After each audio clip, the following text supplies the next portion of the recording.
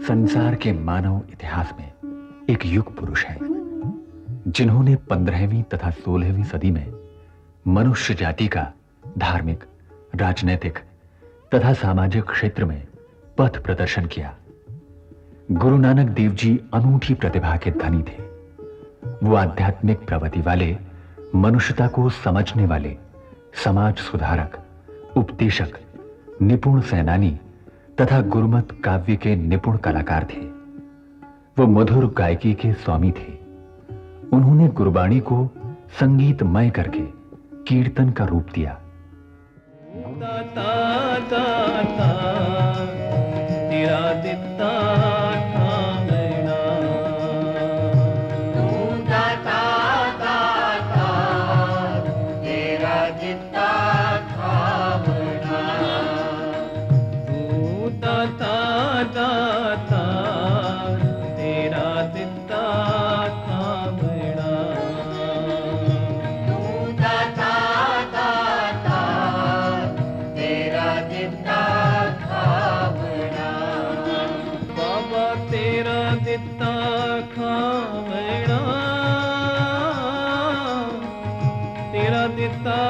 खावना, तेरा दिता खावना, तेरा दिता खावना। सतनाम वाहेगुरु, सतनाम वाहेगुरु, सतनाम वाहेगुरु, सतनाम वाहेगुरु, सतनाम वाहेगुरु, सतनाम वाहेगुरु, सतनाम वाहेगुरु, सतनाम वाहेगुरु। गुरु नानक देव जी का संपूर्ण मानव जाति के इतिहास में महत्वपूर्ण स्थान है।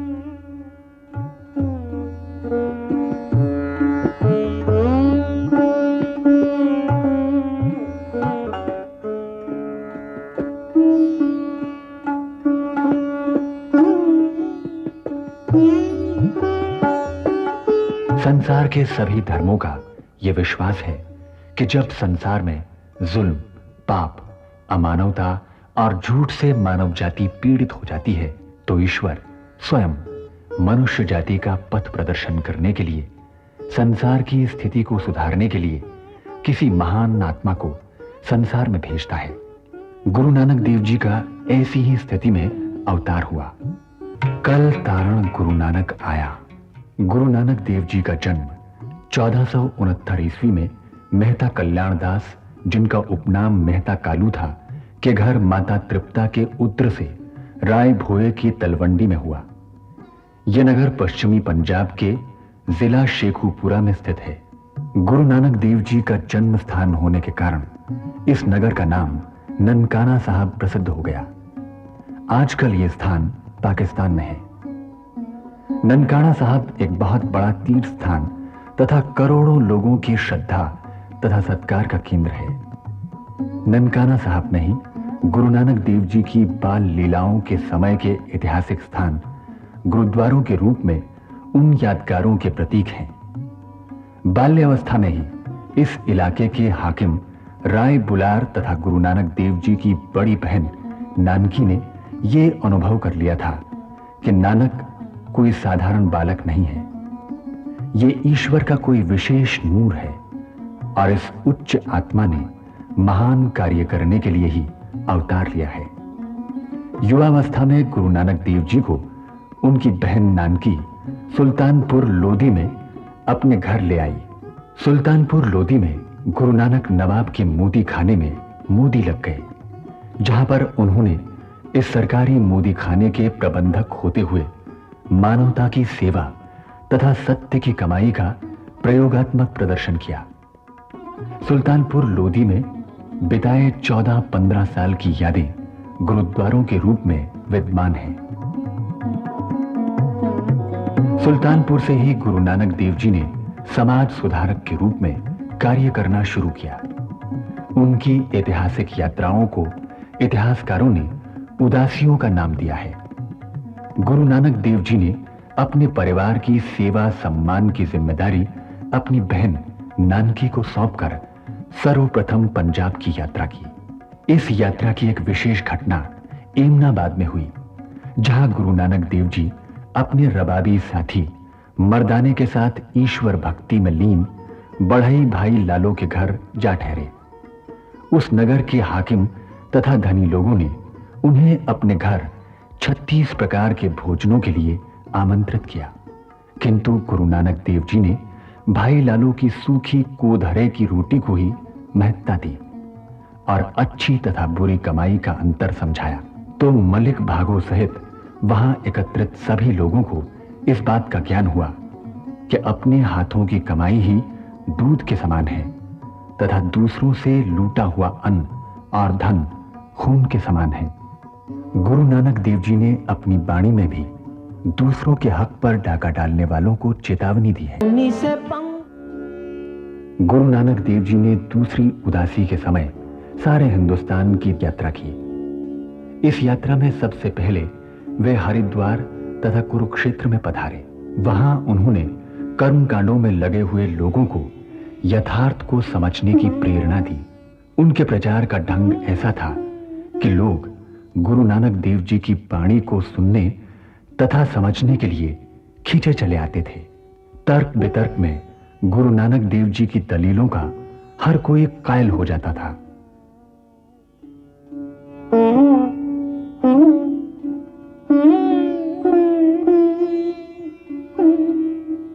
अपनी इस भारत यात्रा के समय गुरु नानक देव जी दिल्ली भी आए और दिल्ली शहर के बाहर एक बाग में डेरा लगाया और कीर्तन शुरू कर दिया।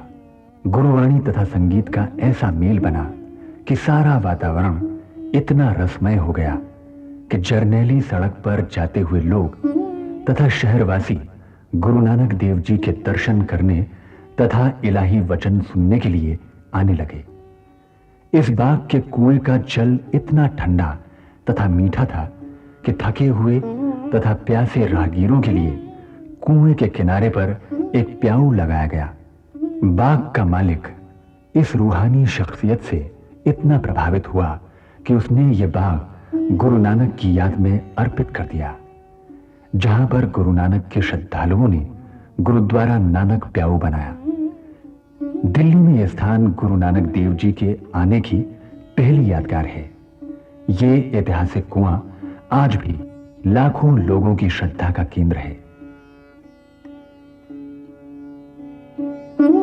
दिल्ली में गुरु नानक देव जी की ऐतिहासिक फेरे की दूसरी यादगार मजनू का टीला है, जहां पर गुरु नानक देव जी जमुना नदी के किनारे पर एक ईश्वर भक्त वृद्ध महान आत्मा मजनू फकीर की पुकार करने पर उसके टीले के बिल्कुल सामने आ पहुंचे। यहां पर ही गुरु नानक देव जी से दिल्ली के सारे मुसलमान, सूफी संत तथा हिंदुओं के धार्मिक नेता आकर मिले। तर्क वितर्क के बाद वे गुरु नानक देव जी की अजमत के कायल हो गए। इस गुरुद्वारा क्षेत्र में वो ऐतिहासिक कुआं है जो लोगों की सेवा के लिए उन दिनों में बनवाया गया था, जहां गुरु नानक छप्परों के विश्राम स्थान पर विराजमान हुए थे।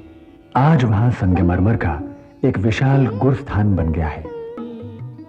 गुरु नानक देव जी उत्तर प्रदेश की यात्रा करते हुए पीलीभीत के पास गोरखमत्ते पहुंच गए। गोरखमत्ता उन दिनों में सिद्धों संतों का मुख्य केंद्र था।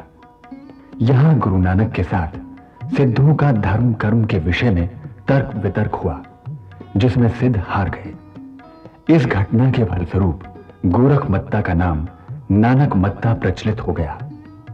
अब वहां गुरु नानक देव जी की इस यात्रा की निशानी के रूप में बहुत शानदार गुरुद्वारा बना हुआ है। फिर मथुरा से होते हुए गुरु नानक देव जी बनारस पहुंच गए, जहां उनका पंडित चतुरदास के साथ विचार विमर्श हुआ। यहां गुरु नानक देव जी ने यह साबित कर दिया कि ईश्वर इस संसार की हर वस्तु, हर मानव हृदय में विद्यमान है। इससे पंडित चतुरदास इतने प्रभावित हुए कि वो सिख बन गए। गुरु नानक देव जी ने उनको बनारस की संगत का मुखिया नियुक्त किया। बनारस में गुरु नानक देव जी की इस यात्रा की यादगार में ऐतिहासिक गुरुद्वारा स्थापित है। फिर गुरु नानक जी बिहार राज्य में गया से होते हुए पटना पहुंचे। पटना में गुरु नानक देव जी के बहुत सारे सेवक तथा श्रद्धालु एकत्रित हुए। तब उन्होंने पटना में संगत बुलाई।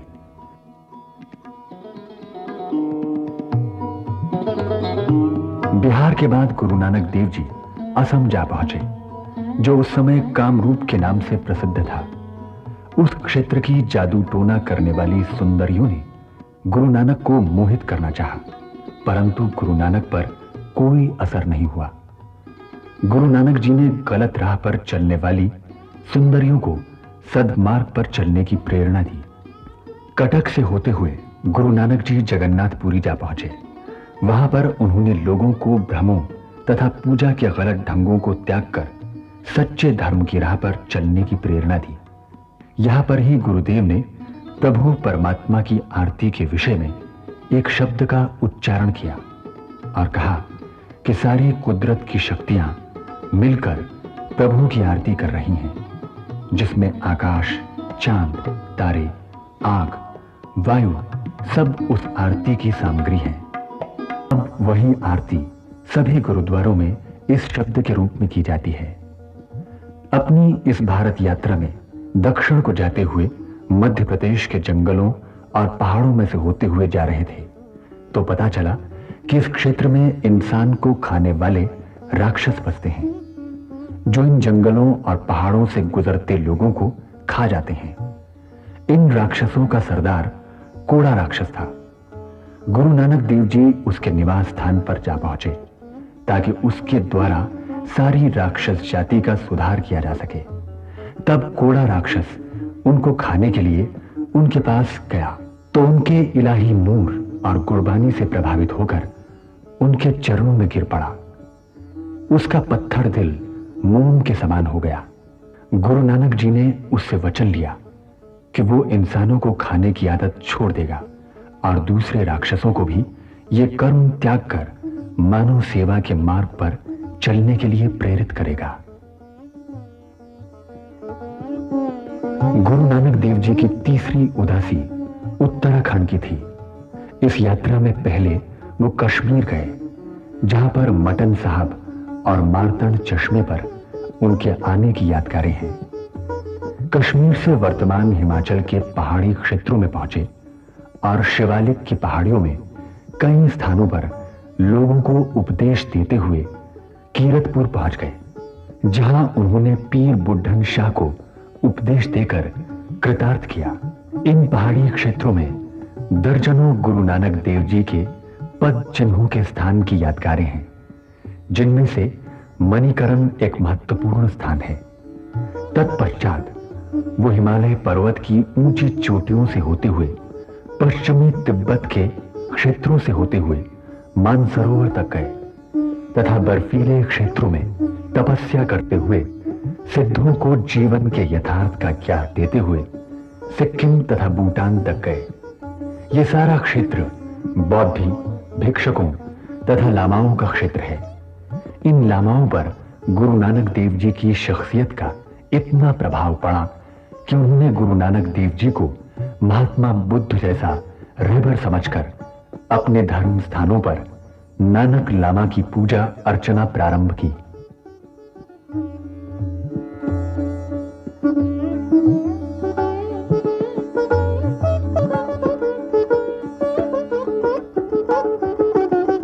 गुरु नानक देव जी की चौथी उदासी और यात्रा पश्चिम की थी।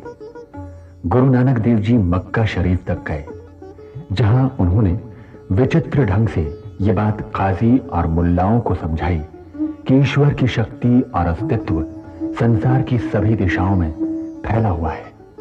तुम इस भूल में मत रहना कि ईश्वर सिर्फ एक ही दिशा में विद्यमान है। साखी प्रसिद्ध है कि जीवन काजी से गुरु नानक ने कहा, जिस तरफ अल्लाह नहीं है मेरे पैर उस तरफ कर दो। तो काजी की समझ में आ गया कि अल्लाह तो चारों दिशाओं में विद्यमान है, तो वो गुरुजी के चरण किस दिशा में करें। मक्का शरीफ से वापस आते हुए गुरु नानक देव जी बगदाद में मुसलमान सूफी संतों के डेरे में ठहरे। वहां उनके आने की यादगार बनी हुई है। ईरान तथा अफगानिस्तान से होते हुए गुरुमत ज्ञान की वर्षा करते हुए पंजाब की ओर आ गए। पश्चिम की इस यात्रा के अंतिम पड़ाव पर गुरु नानक देव जी हसन अब्दाल पहुंचे, जहां पर उन्होंने अहंकारी वली कंधारी का अहंकार तोड़ा।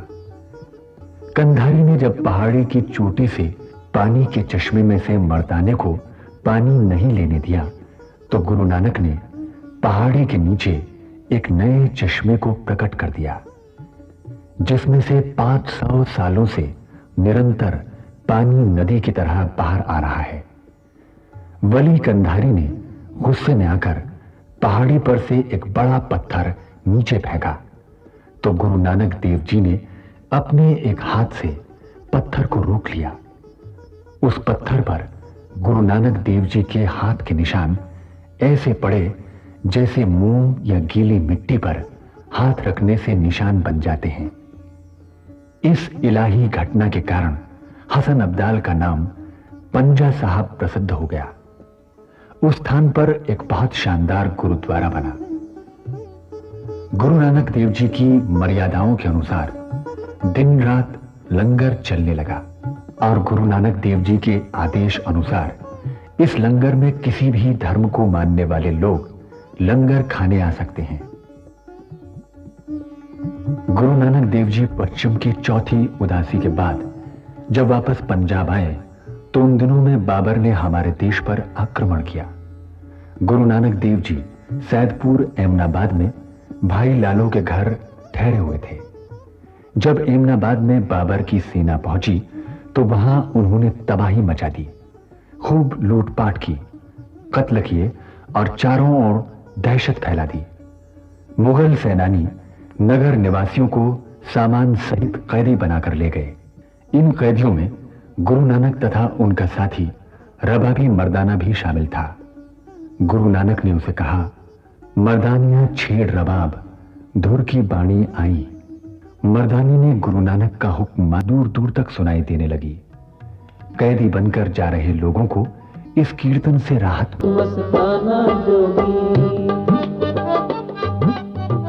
गुरु नानक देव जी के तेजस्वी चेहरे को देखकर वो स्तब्ध रह गया।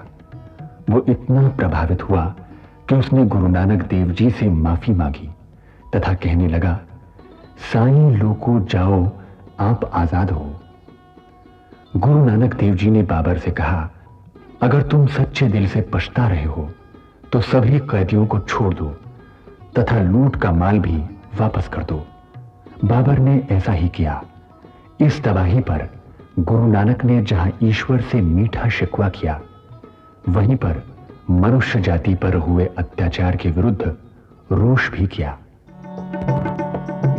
मार पई कुरलाने, मार पई कुरलाने, तैकी दर्द न आया, तैकी दर्द न आया।